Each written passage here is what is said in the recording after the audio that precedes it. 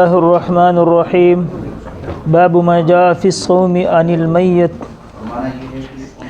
اس باب کا کچھ خلاصہ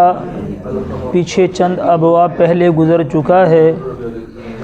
لیکن دوبارہ امام ترمذی رحمۃ اللہ علیہ اس کو یہاں پر لے کر آئے ہیں۔ وہاں پر ایک عورت نے حضور پاک علیہ الصلاۃ والسلام سے ماں کے بارے میں پوچھا تھا کہ میری والدہ فوت ہو گئی ہیں۔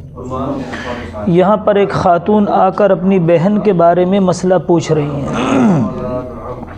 اور تفصیل وہاں پر گزر چکی ہے کہ ہم نے کہا کہ بخاری یا مسلم کی روایت میں وہاں نظر کا روزہ متعین ہے، اور اس میں اختلاف ہے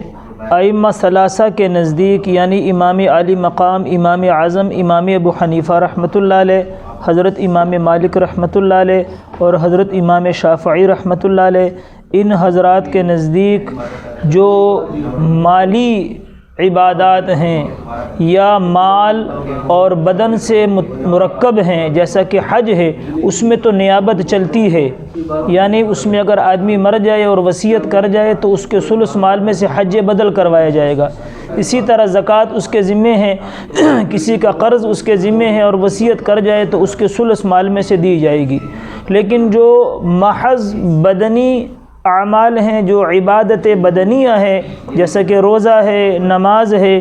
تو ان میں ان اماموں کے نزدیک، بڑے اماموں کے نزدیک نیابت نہیں چلتی کہ والد مر گیا، والدہ مر گئی، بہن مر گئی، ان کی طرف سے روزے ہیں یا ان کے ذمے نمازیں ہیں تو وہ روزے رکھ لیں، نمازیں پڑھ لیں، اس میں نیابت نہیں ہے، بلکہ اس کے اندر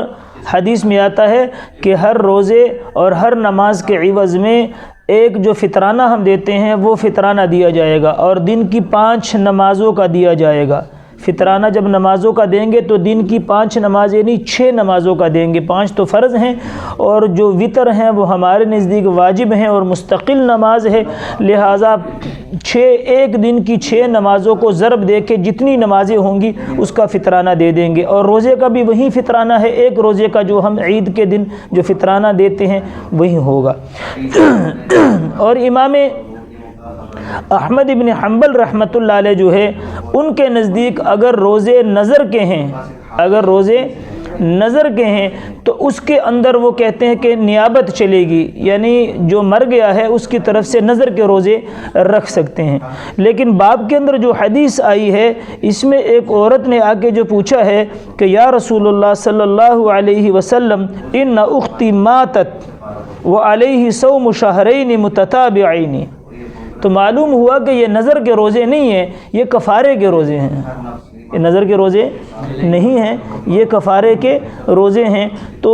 اس سے استدلال بئی معنی بھی ٹھیک نہیں کہ یہ کفارے کے روزے ہیں، اور اس میں روایات میں جو آتا ہے وہ یہی ہے کہ لہٰذا اس میں روزے نہیں رکھے جائیں گے، نمازیں اس کی طرف سے نہیں پڑھی جائیں گی۔ ہاں جو مالی عبادتیں ہیں، کسی کے پیسے دینے ہیں، زکوٰۃ رہ گئی ہے اس کی وصیت کر جائے، حج فرض تھا نہیں کر سکا، حج کی وصیت کر جائے، وہاں نیابت چل جائے گی، اور یہاں پر نیابت نہیں چلے گی۔